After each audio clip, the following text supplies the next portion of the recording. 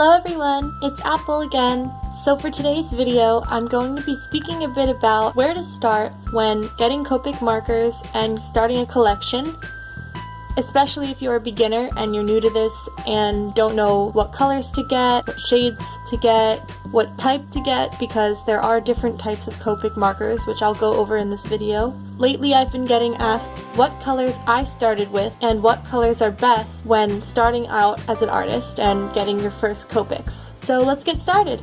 So as I mentioned, there are different types of Copic markers. So first, I'm going to start by speaking a bit about the sketch markers.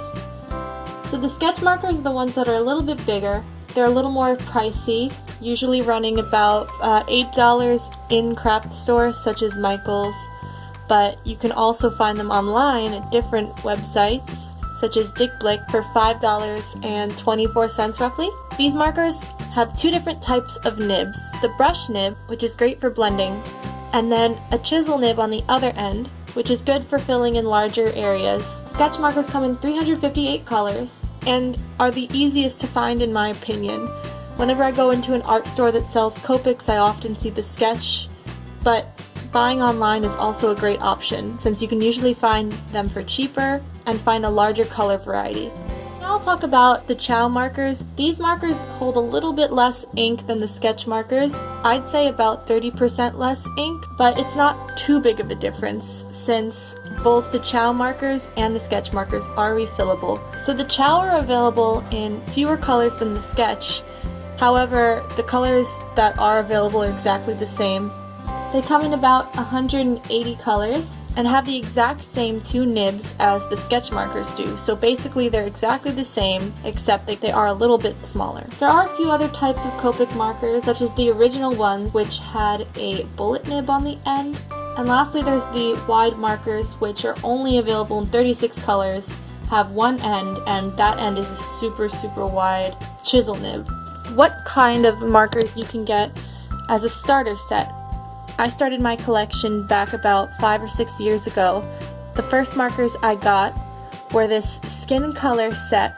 So the skin tone set comes with 8 different markers: YROO, powder pink, barley beige, flesh pink, eggshell, raw silk, light walnut, blush, and lipstick natural.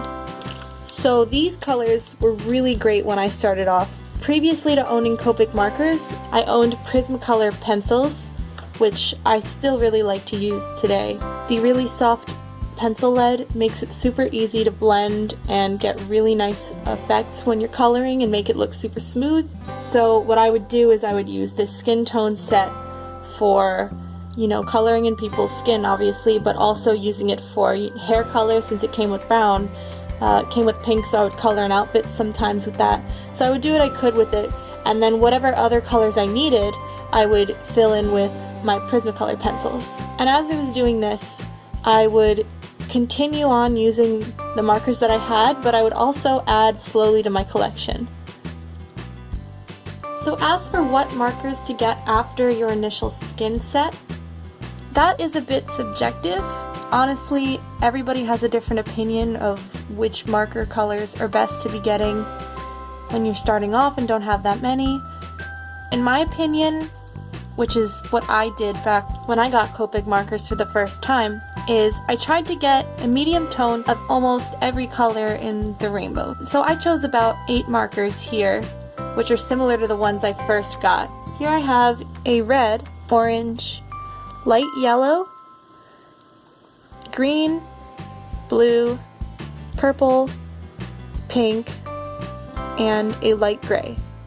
Now the reason I chose these colors is because after getting a skin tone set, you do have a lot of shades of oranges and light yellows and a few shades of pinks and brownish pinks. What I did when I didn't have the shades for each of them was I would use my Prismacolor pencils to do the shading for me.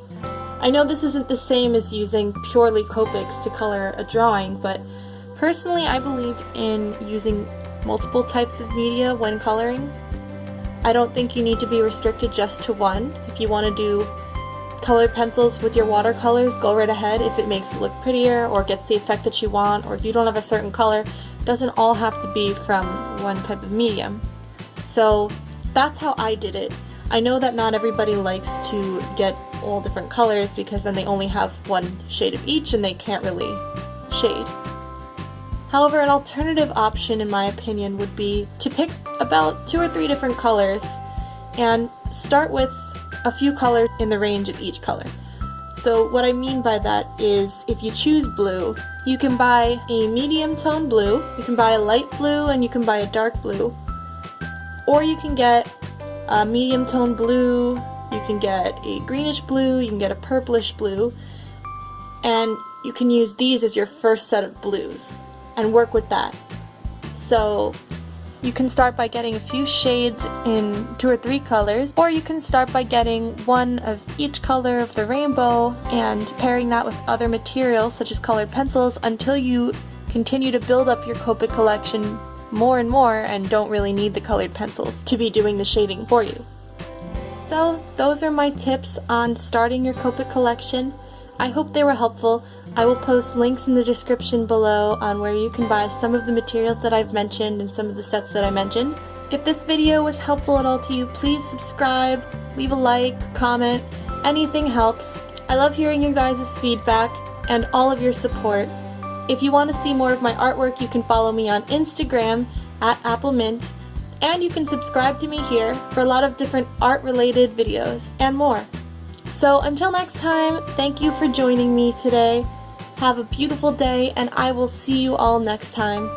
Bye bye!